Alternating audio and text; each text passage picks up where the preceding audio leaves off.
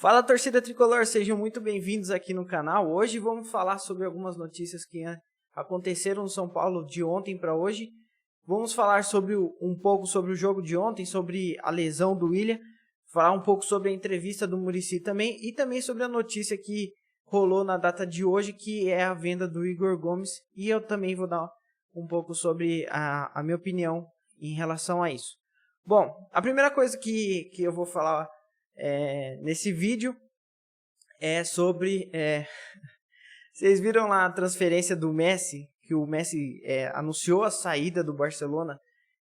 O Rigoni jogou com o Messi em 2017 pela seleção argentina, e os dois tinham uma foto abraçado, e o Rigoni entrou na brincadeira. Muita gente acabou comentando lá nas redes sociais que a mensagem do Messi na apresentação do Daniel Alves e tal. E aproveitando o gancho aí, a zoeira, o Rigoni acabou postando a foto justamente com o Messi, fazendo ali, entrando na brincadeira também em relação à saída do Messi do Barcelona.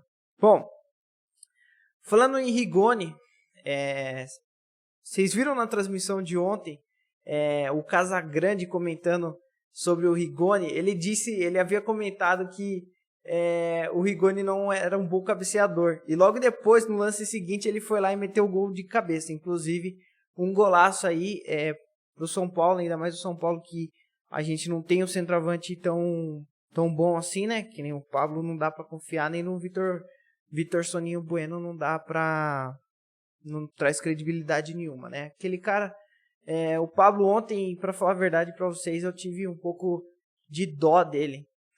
Eu não sei se eu tinha dó, não sei se eu tenho dó dele, porque eu paro pra pensar assim, o cara ganha 700, 800 mil reais por mês pra jogar no São Paulo, e o cara não joga nada. Dá pra ver que o Pablo, eu acho que ele tem ele não tem técnica, sabe? Eu percebo que o Vitor Bueno, pelo menos, ele tem técnica, sabe dominar uma bola, sabe, tenta dar um passe, quando ele não entra com sono, né, no jogo, ele tenta dar um passe, chuta de fora da área às vezes. Mas eu percebo que o Vitor Bueno tem um pouco mais de técnica que o Pablo. Só que o Pablo tem mais vontade de jogar, tem mais vontade de fazer gol, enfim, apesar de errar vários. O Pablo tem mais vontade, só que o Vitor Bueno tem a técnica que é para jogar futebol. O Pablo não é jogador de futebol, para ser sincero, né? O Pablo não é jogador de futebol. O que ele tentou fazer na data de ontem, que foi aquele lance de letra, foi um lance bizarro. Aquilo lá não é de jogador.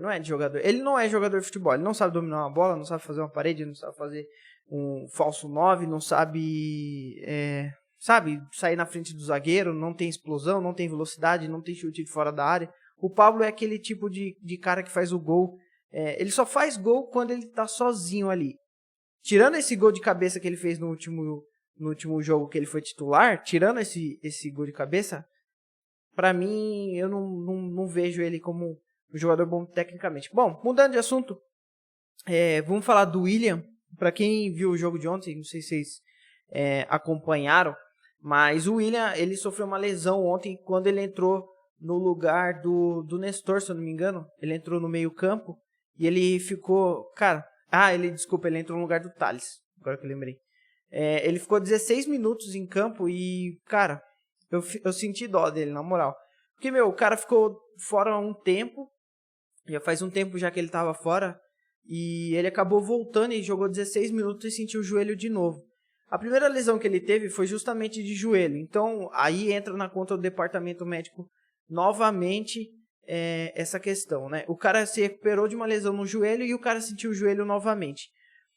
Muita gente está falando que essa nova lesão dele, ele vai ficar afastado por aproximadamente um mês. Então, é mais um mês, mais uma pessoa no DM. A média de lesões no São Paulo é de uma lesão a cada um jogo e meio, mais ou menos. E isso está se concretizando. A cada 2 jogos você vê um jogador machucando. Impressionante, impressionante. Isso é um absurdo, um absurdo. O São Paulo já sofreu com 30 lesões no ano já. E eu não sei o número de partidas, agora vou falhar agora com vocês, mas eu não sei o número de partidas que o São Paulo fez esse ano. Mas, cara, são 30 lesões no ano, então, tipo, se você colocar na média aí, que é uma lesão, praticamente uma lesão a cada um jogo e meio, quantos jogos São Paulo fez? São Paulo deve ter feito uns 50 jogos no ano, É um absurdo, uma média absurda, e que ninguém sabia responder. E sabe quem falou sobre isso ontem? Ontem não, desculpa, na segunda-feira. O Muricy Ramalho. O Muricy Ramalho participou de uma entrevista com o Nilson César, lá da Jovem Pan, e o narrador, e ele comentou um pouco sobre o DM de São Paulo. Ele falou que o DM de São Paulo está super defasado, diz que os equipamentos do São Paulo ficou para trás, e os rivais do São Paulo, passou o São Paulo e deu uma volta no São Paulo.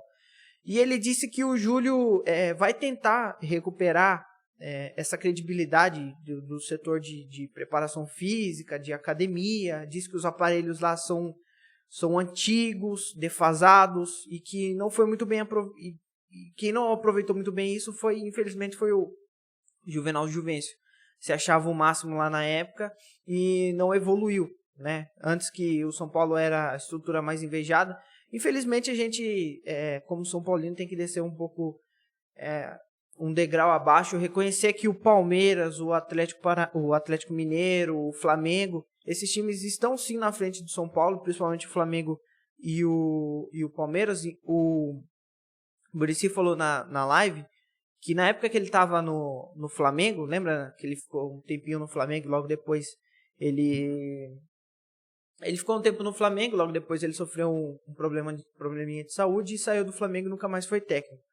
Mas, naquela época, ele disse que quando ele descia no centro de treinamento, ele descia no barro. Porque vocês lembram o centro de treinamento do Flamengo? Meu, era um lixo, desculpa, era um lixo o centro de treinamento do Flamengo. E ele disse que na época o Bandeira já tinha contratado o melhor cara do mercado justamente para fazer o melhor centro de treinamento do Brasil. E o resultado tá aí, né, galera? O resultado tá aí. Quando você investe, quando você tem dinheiro, quando você investe, quando você tem um direcionamento, quando você tem um planejamento, as coisas acontecem. E foi os 9 anos que o São Paulo ficou sem título, foi justamente por isso. Não tinha planejamento, não tinha nada. E quem está tentando fazer isso agora é o Júlio Casares, o presidente Júlio Casares. E, inclusive, o Muricy disse que o Júlio já tem um planejamento para justamente adquirir novos equipamentos, para ter nova estrutura, para melhorar o centro de treinamento do São Paulo. Além disso, ele disse que reconhece que a academia, o DM do São Paulo está um lixo, tá com problema. Ele falou que está tendo reuniões diárias junto com preparação física, enfim, para tentar solucionar um problema dessas lesões. E ele disse que já está 18 dias, todos os dias, indo no DM para saber onde que está o problema, entendeu? E eles, infelizmente, até agora, até o momento, ele falou que não encontrou. Outra coisa que ele falou, que ele comentou na live, também foi sobre o Crespo. Ele disse que o Crespo é uma pessoa de muito bom caráter, isso é algo totalmente positivo. É uma pessoa de caráter excelente, uma pessoa que gosta de ouvir. Ele disse que conversa com ele todos os dias. Diz que ele não sabe muito sobre o Campeonato Brasileiro, essa loucura que é viagem para o norte, para o sul, para o centro-oeste, para o nordeste. Ele não conhece isso aqui no Brasil e ele diz que precisa aprender, o Muricy precisa ensinar ele, porque ele precisa aprender o mais rápido possível para não sofrer. E ele disse que o Crespo é uma pessoa que escuta muito, ele diz que passa mais ou menos 1 hora, 1 hora e meia todos os dias conversando com o Crespo. E isso é algo muito bacana, porque normalmente os técnicos, quando eles são contratados, eles se fecham ali junto com a sua comissão técnica que ele traz, vamos supor, traz quando o cara vem pro time, ele traz a comissão técnica dele. Então ele traz 4 ou 5 negros. E aí quando traz esses caras, eles se fecham entre eles ali, esses caras ali, e se blinda ali e fica ali com o elenco, entendeu? Isso acontece com a maioria dos técnicos. E o legal do Crespo é justamente isso, ele ter essa visão de querer aprender, o cara que inclusive está tentando aprender português, o Muricy falou. E, enfim, é isso. O trabalho está sendo feito, né? Graças a Deus, aí, em 3 meses ganhamos um título, que depois de 9 anos não vinha. E tomara que tenha um futuro próspero, né? Estamos bem na Copa, eliminamos o Vasco lá em São Januário. Vamos disputar a 4ª Libertadores agora com o Palmeiras. Então, acho que tem tudo para ter um resultado positivo. Bom, e por fim, para finalizar esse vídeo que já está longo, né? Surgiu aí uma proposta, aparentemente é uma sondagem do West Ham no Igor Gomes. O que acontece? Os caras lá tá precisando de um meia, eles parece que não sei se querem substituir o Lingard, eu vi alguma notícia relacionada a isso, mas estão sondando alguns garotos e tem 2 nomes, um deles é o Igor Gomes que eles estão interessados. A proposta que provavelmente pode ser é de 8 milhões e meio de euros, que daria mais ou menos aproximadamente 92 milhões de reais. Bom, minha opinião sobre o Igor Gomes, se realmente chegar essa proposta, acho que o São Paulo tem que vender na hora. Tem que vender na hora. Por quê? Porque o Igor Gomes é um jogador, na minha opinião, um jogador mediano. Ele é um jogador nota 5. Nota 5. Você assiste o jogo do Igor Gomes, ele domina a bola, toca de lado. Domina a bola, toca de lado. Ele é um jogador praticamente inútil dentro do campo, para ser sincero. Ele fez aquele gol contra o Internacional, mas se você for ver o jogo dele, não foi legal o jogo dele. Eu não achei bom. Ele não tem um jogador que tem um... Ele é um meio campista. Para pensar. Vamos lá. Ele é um meio campista. Ele é o cérebro do time. O meio armador. Correto? Se o cara é meio armador, ele tem que dar um passe vertical. Ele tem que ter uma boa enfiada de bola. Ele tem que ter um bom chute de fora da área. Coisa que ele não tem. Você não vê ele dando um passe vertical. Você vê os passes dele no jogo, é tudo pro lateral, tudo pro cara que tá passando lá na outra lateral, pro cara que tá do lado dele. É só passe de lado. Tipo, é um jogador totalmente, na minha opinião, inútil, assim, em campo. E quando ele surgiu, eu lembro quando ele surgiu, ele fez 2 gols, eu acho, se eu não me engano, contra o Ituano, se eu não me engano. Quando o Wagner Mancini tinha subido, lembra? E, cara, o Bruno Alves falou pra ele entrar dentro da área e tal. Ele fez 2 gols, aí depois o Wagner Mancini saiu, entrou o Cuca, ele não foi tão bem, caiu pro banco. Aí depois chegou o Fernando Diniz. Acho que a melhor partida dele que eu vi do São Paulo foi contra a LDU, aqueles 3-0 antes da pandemia. Tanto que depois desse jogo não teve mais jogo com presença. Foi o último jogo com público, né? E eu acho que, cara, depois daquele jogo ele nunca mais foi o mesmo, assim. E se você levar em consideração, tipo, 100 jogos que ele tem, se eu não me engano, ele tem mais de 100 jogos já com o São Paulo, tanto que ele ganhou a camiseta lá de 100 jogos, se você colocar 5 jogos bons dele, é muito, assim. Então, se chegar essa proposta,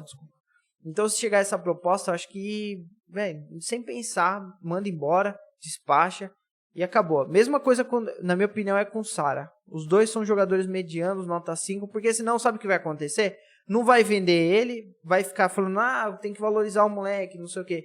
Ele vai ficar aí, daqui a pouco vai acabar igual o Shailon. Igual o Shailon. O Shailon era o mesmo esquema. Vai ser emprestado pro Sport, pro Goiás, pra não sei quem, pro Juventude, aí não vai dar em nada, Igual o Paulinho Boia, esses caras Toró, que todo mundo falava e não sei o quê. Mas é isso. Comenta aqui embaixo a opinião de vocês, comenta aqui embaixo o que vocês acharam desse vídeo. E é isso, galera. Muito obrigado por terem assistido e valeu. Falou, tamo junto, é nóis, abraço.